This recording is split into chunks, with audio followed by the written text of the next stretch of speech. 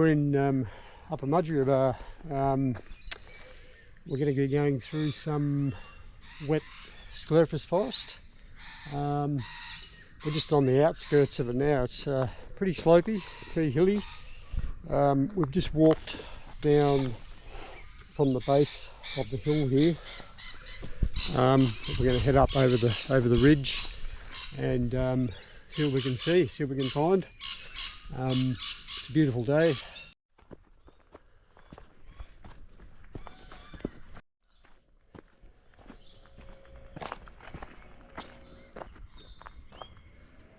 Got some lorikeets calling up here. They sound like a combination of rainbow lorikeets and scaly-breasted lorikeets.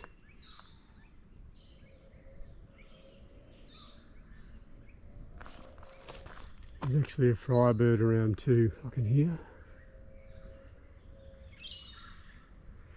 Just up top here, a little firebird, a plonk. That's a noisy firebird. That cackling, noisy firebird. And there's a little firebird over this way somewhere. Plaintive ploof, plop.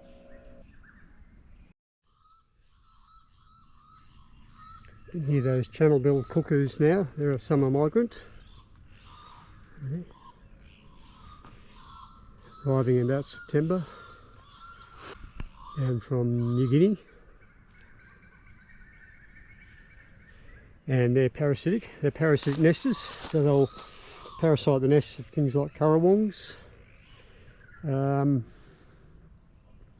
But they can get quite loud. You can hear them up here.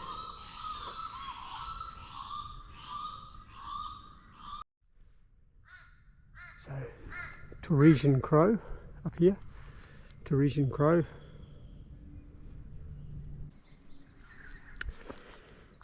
We've got an olive-backed oriole over here. That oriole. And one olive-backed oriole. So we've just walked down from the ridge right at the top there, down and come down through the gully, and we've just walked up here. So thing is with birding is when you do hear calls, it just keeps you going, keeps you motivated. So yeah, we'll keep trudging on.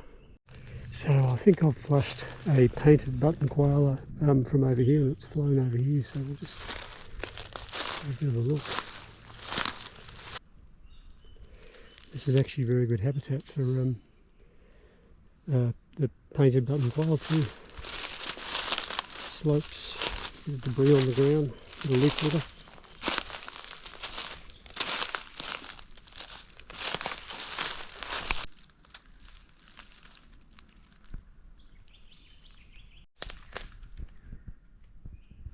So that call you just heard then, that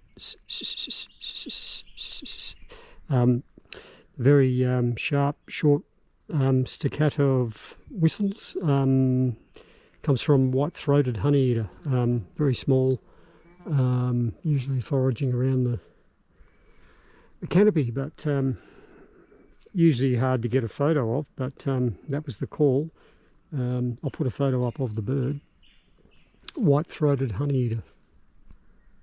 I didn't find that painted button quail, unfortunately, but you never know.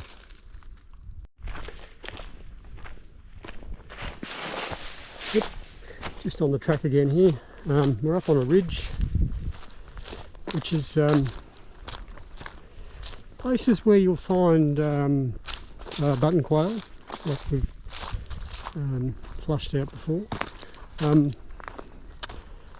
quail thrush, spotted quail thrush, things like that. It's just behind us.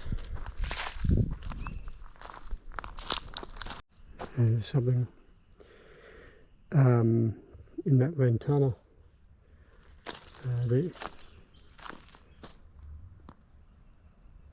Could be fairy wrens.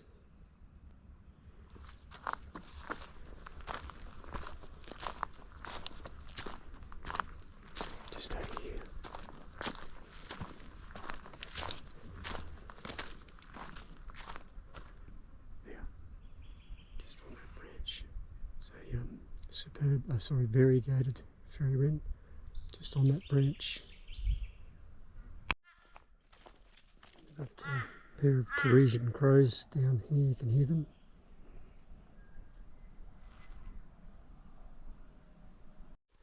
So we've just come down this hill here, coming down into a bit of a gully. Just up here there's an olive-backed oriole, just here, just flying over this way, on that tree, olive-backed oriole. A few little white-throated honeyeaters flying across through here. You can hear that soft mip, mip, mip.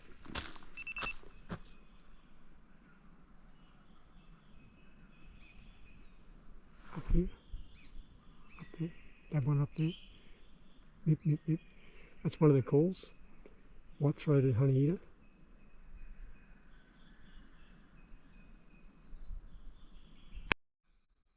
So that kick, kick, kick call, that's a sacred kingfisher. We mentioned in the bird call video distinguishing similar calls. That's a sacred kingfisher. There's not a raspy, scratchy sound that's associated with this call you're hearing now. That kick, kick, kick. Which is likely to eliminate the spangled drongo. They're also shorter notes, and they're kick, kick, kick. So sacred kingfisher.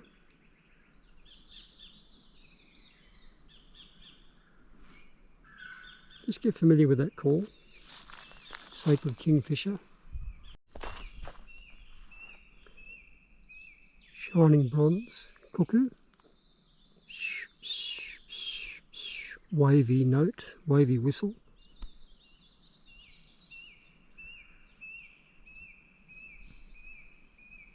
Shining bronze cuckoo.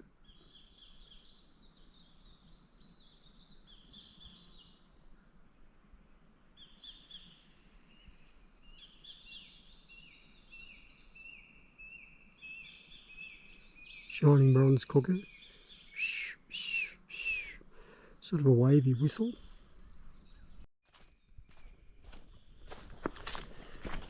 Coming down into a bit of a gully here.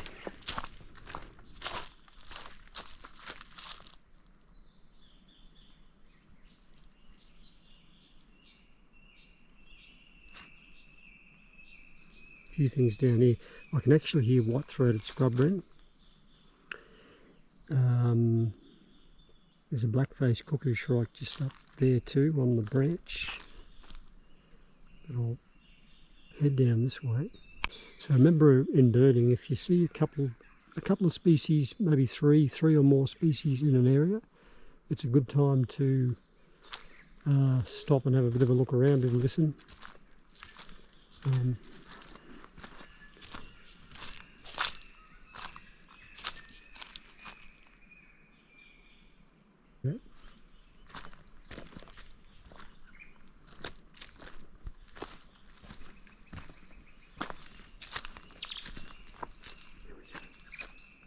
Brown thornbill here too, flying around the top, just up here.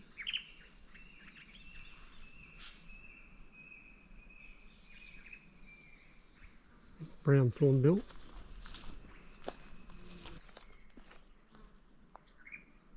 It's a brown thornbill. It says a little couple of pebbles rolling together. That there. I'll put a photo up. There's actually quite a few through here.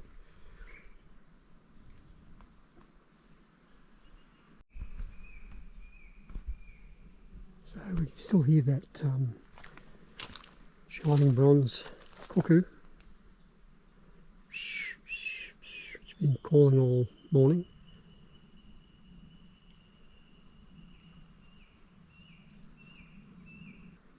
So we've got up top here, we've got buff-rump thornbills,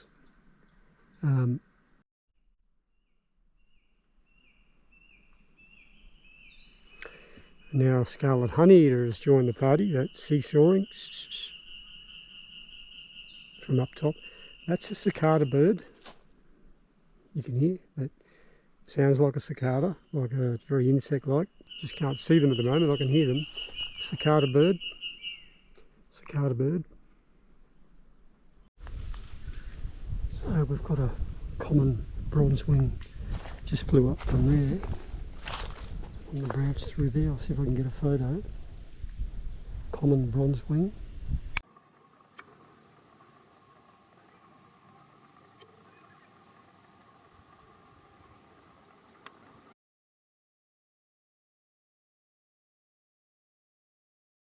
So we're just heading back now.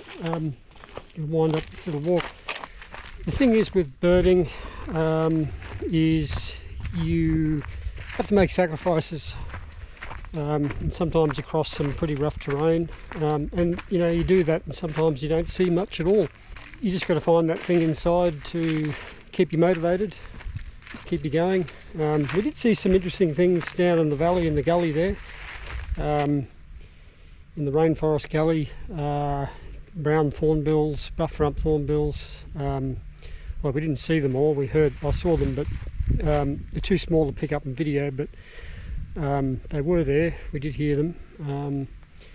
Also, white-throated honeyeaters. There's the shining bronze cuckoo that we could hear in the distance, which is a nice little bird. I'll put a photo up. And we flushed a painted button quail as we were walking along that ridge. Never do it purposely, of course, but sometimes you manage to do it and can get a good look at the bird, but they're pretty cryptic. But thanks very much for coming along. Look, I'm just going to keep posting the videos.